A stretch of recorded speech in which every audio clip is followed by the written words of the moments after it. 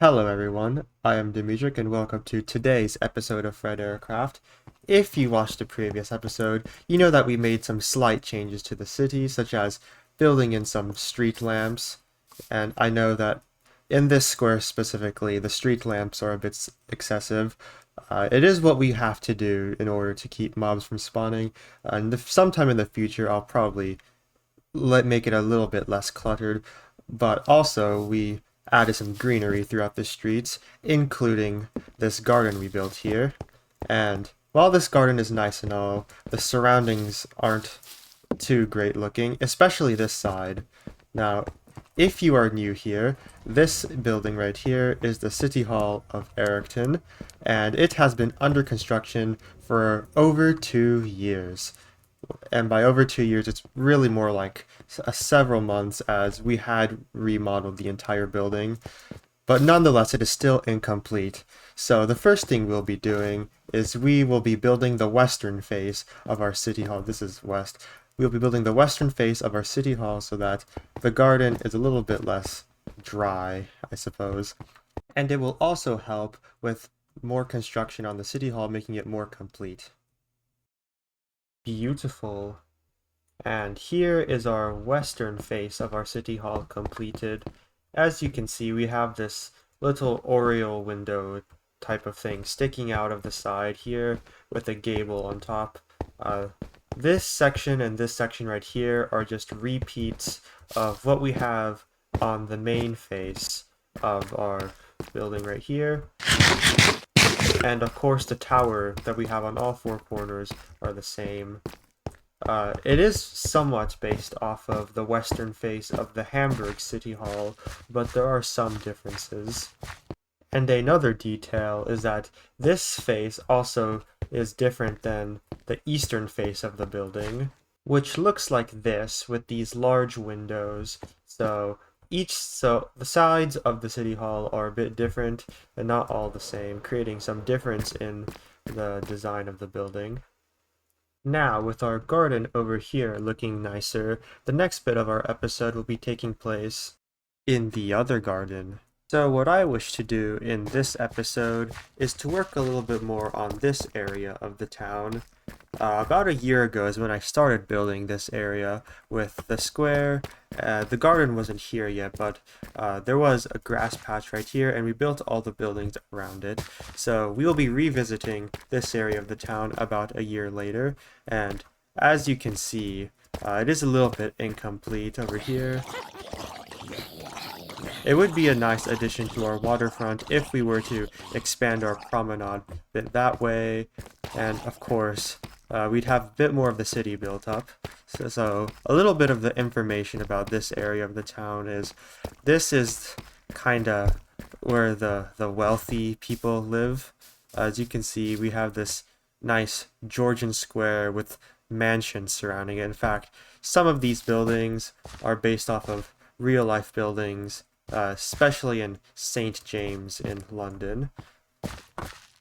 So this is where all the merchants and company owners would live, and what I would like to do is just to first of all extend the street out this way, and possibly also the promenade down there, also that way, so that we have some space for us to build our buildings. So that is what we will be doing first, filling in the land right here so that we have the space available for us to figure out what we will do next for the buildings. So I have gone ahead and laid in where the streets are going to go. As you can see, we come in through here. I've also have extended this road right here to connect to what I planned for us to do this episode. And as you can see, we used a lot of dirt to fill it in, as you can see with all these empty shulker boxes, and there's some more empty shulker boxes over there. So it goes from the garden and goes around this planned building right here and onto this street right here, and in the future I plan for there to be some sort of park in front. So what we will be doing now is, as you can see, I've sort of laid out a bit of a plan for this building right here. So what we will be building in this episode is we will be, as you can see, with the surrounding buildings around it, maybe not this one, but this is where all the mansions are, so probably some sort of embassy or merchant or some other thing that requires, like we have the cartography association in that building over there. So this will be another mansion, except this one will be a detached house. In fact, I think this would be the only detached house in the entire city so far. So what we will have is we will have a brick mansion, gathered some bricks over here, as well as some birch, and we will be making a neo-Jacobean or Jacobean mansion right here. This is actually in the back right here. The front actually faces the park. And as you can see, we have these little bay windows that stick out and a small section over here that juts out a bit. But that is probably enough explanation, and I will get to building it now and come back when it is complete.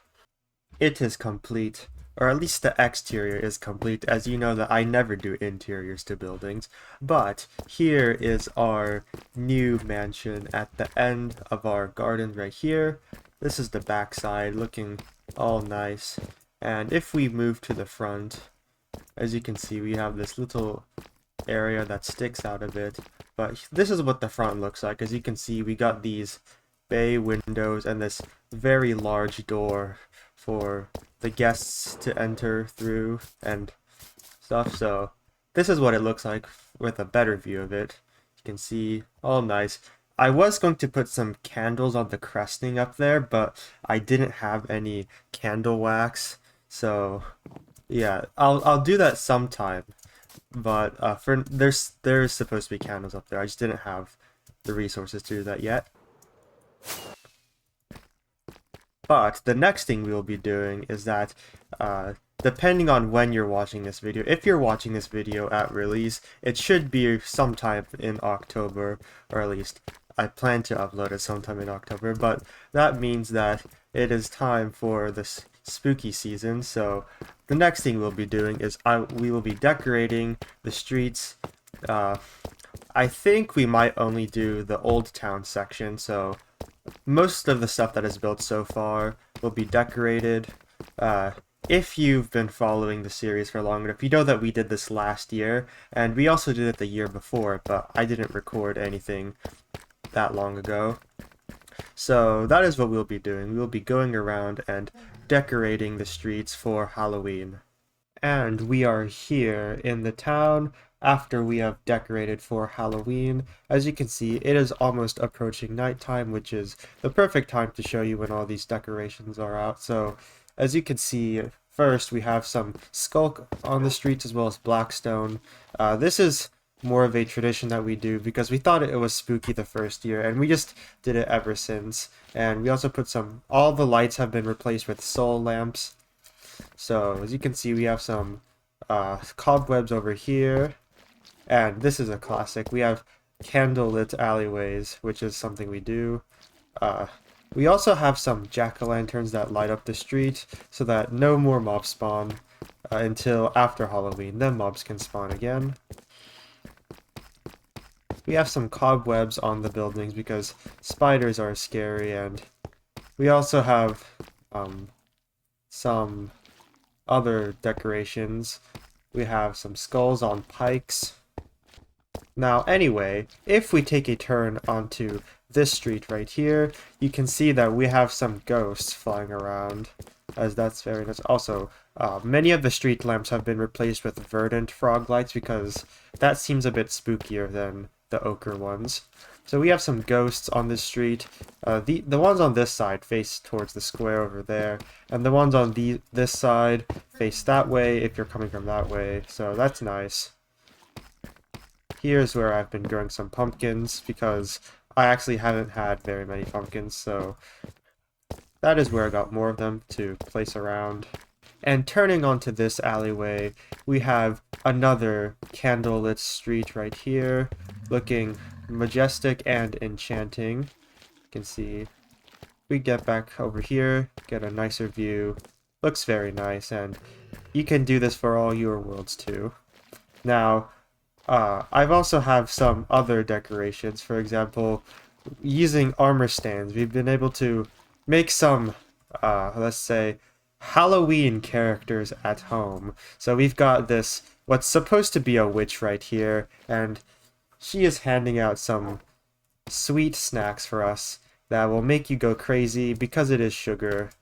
And over here, we have the church right here, and on the other side we have this graveyard where we have some zombies and real zombies. Last year, this garden was also a cemetery, and we did that again with some more zombies, and of course, can't forget, can we have Grim Reaper at home? Well, no, we have the Dismal Tiller right here, as you can see, very nice.